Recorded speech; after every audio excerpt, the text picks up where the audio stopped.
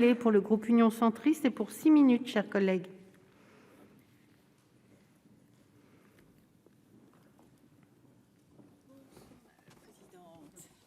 Madame la présidente, madame la ministre, monsieur le questeur, rapporteur, mes chers collègues, Philippe Bas, rapporteur, nous a longuement exposé la situation, donc nous n'allons pas, je ne vais pas faire de répétition totalement inutile à cette heure alors que nous sommes entre nous. Mais enfin, on va quand même profiter du moment parce que nous n'allons plus parler de ce sujet jusqu'en juillet, madame la ministre. Donc profitons-en un peu finalement. Le Sénat avait porté une parole claire dans ce débat, une échéance fixée à l'été 2022, ce n'est pas raisonnable, c'est enjamber 2 élections dans des conditions qui nous semblent inacceptables et injustifiées, d'autant qu'on l'a dit et répété, le Sénat comme l'Assemblée nationale peuvent se réunir en période électorale sur simple convocation. Il n'y avait pas de difficulté et vraiment pas d'urgence. Nous continuons à penser qu'il aurait été plus démocratique de prolonger le régime largement dérogatoire, très largement dérogatoire au droit commun que nous propose le gouvernement pour 3 mois. À l'issue de cette période, d'en débattre, le cas échéant, de voter à nouveau. La vraie raison est peut-être politique. Philippe Bas nous en a parlé tout à l'heure.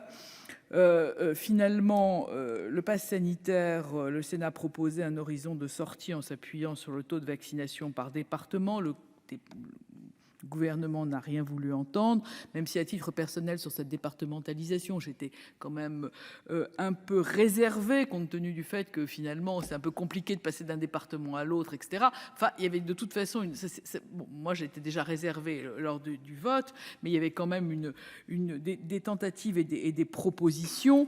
Je ne parle pas de l'article 4, madame la ministre, sur les graves atteintes au secret médical pour les enfants et dans les écoles, etc. Enfin, c'est quand même très problématique par rapport à ce secret médical et aux dérogations que vous y apportez. Éliane Assassi a reparlé du rapport sur l'hôpital. Il y a quand même un lien de connexité extrêmement important dans ces situations entre la situation sanitaire de notre pays et la situation de l'hôpital. On ne peut pas disjoindre les 2 sujets. Bien sûr, le PLFSS arrive et peut-être que vous nous donnerez les indications que nous souhaitons sur la situation de l'hôpital. Mais en attendant, la demande de rapport qui avait été adoptée par le Sénat était loin d'être injustifiée et c'est vraiment dommage que cette disposition ne soit pas restée dans le texte de l'Assemblée nationale.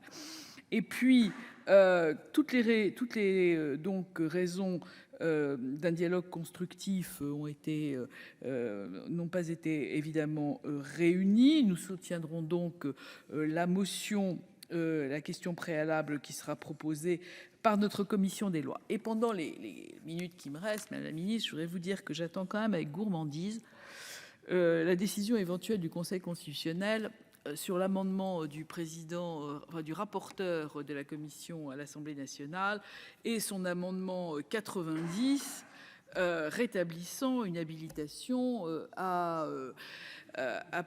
procéder par ordonnance, habilitation qui avait été supprimée par le Sénat. Et or, la Constitution est claire, la jurisprudence est claire, aucun parlementaire ne peut se défaire lui-même de ses propres compétences au profit du gouvernement. Il eût fallu que cet amendement fût déposé par le gouvernement et sûrement pas par un parlementaire.